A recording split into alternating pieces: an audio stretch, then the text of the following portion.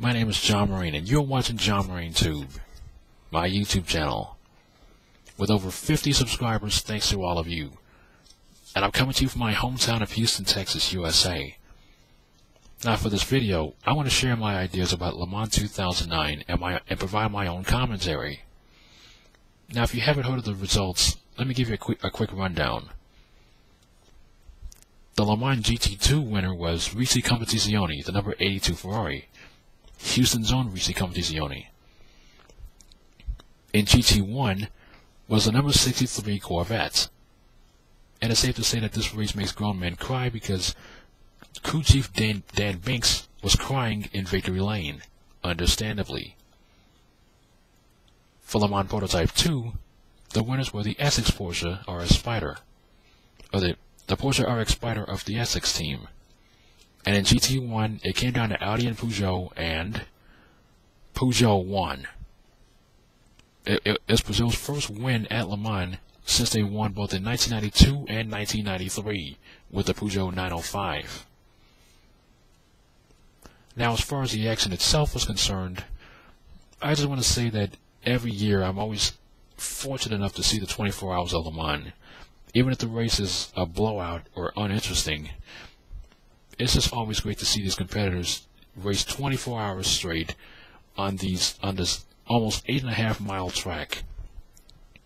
Lots of miles are covered, lots of gear shifts, lots of braking, lots of changing drivers. You know, you don't win Le Mans, you survive it. And speaking of survival, there's been some heavy wrecks that happened in this race. The biggest one of all was that involving Benoit Toillier, who raced for the Pescarolo team with their Peugeot 908 HDI FAP. Benoit Toillier had a huge wreck in the early morning hours, and thankfully he's alright. Even when he was taken out of the car, and even though he went to the hospital, he was conscious, so that's good to hear. Other big wrecks include the one that involved Navi Team Go, which basically took them out of contention, and then one of the Aston Martin Lolas from ProDrive that had a huge wreck. I want to say out of the Dunlop Bridge, but I'm not sure. And the biggest surprise for me in this race was that there was only one Porsche in GT2 that finished. And it wasn't from Flying Lizard. It wasn't from many other good teams. It was from Endurance Asia. And then a Spiker and an Aston Martin Vantage finished ahead of that lone Porsche. Otherwise, it was just a Ferrari whitewashing in GT2.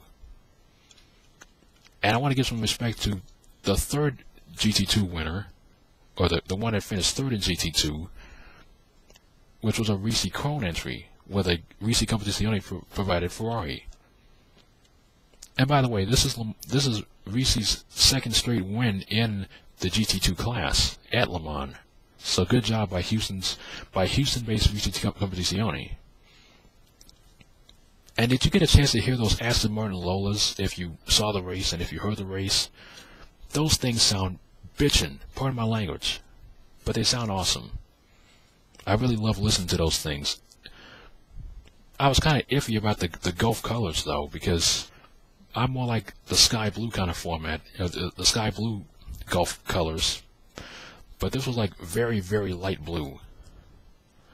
Didn't like that blue color too much, but I certainly loved the Gulf livery.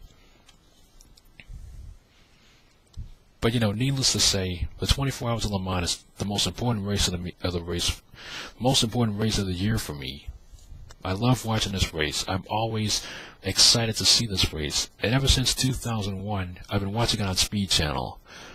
But for the first time that I've been seeing Le Mans, I've been able to see the 24 Hours of Le Mans with a broadband connection, meaning that I would be able to listen to and see live streaming footage, and be able to communicate with people on GTPlanet.net, which is where I'm normally making my posts at.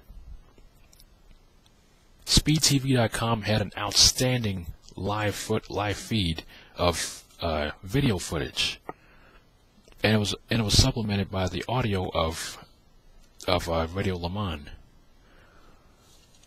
Now, at around I want to say 10 p.m. Central Daylight Time here in Houston on Saturday night. Usually that's when I want to get my dance music fix and my electronic music fix. And so I've been listening to the trance channel of Digitally Imported. You can visit their channel at www.di.fm. They have a wide variety of electronica stations. And I've been listening to the trance for most of late Saturday and early morning Sunday. You know, they really kept me in the mood because I gotta have my Saturday night electronica fix, and you can't go wrong with trance.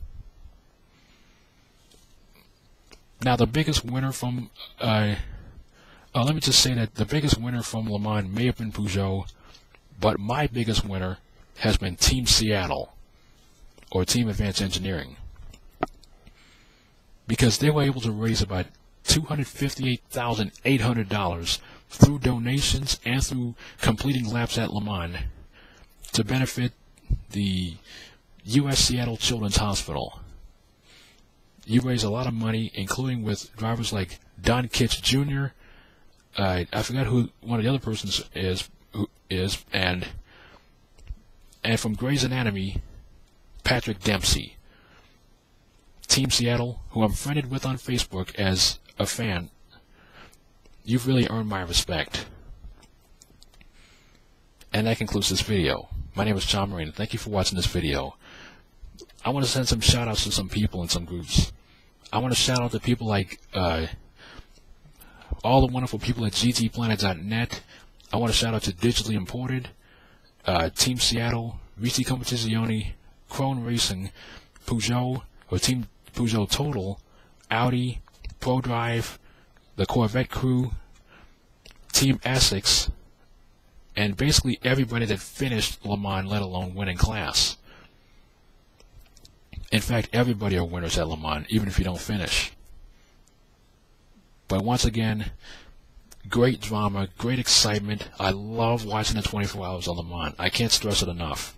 I love sports car racing, and my mecca is Le Mans. If I ever do some traveling, I would love to go to the Circuit de la Sarthe and enjoy the experience live. It's a fantastic race year after year, no matter what kind of storylines are building. I love watching the action and watching everything as it goes along. So to everyone who competed at Le Mans, you are all my winners, even if you didn't win. This concludes my video. Love, peace.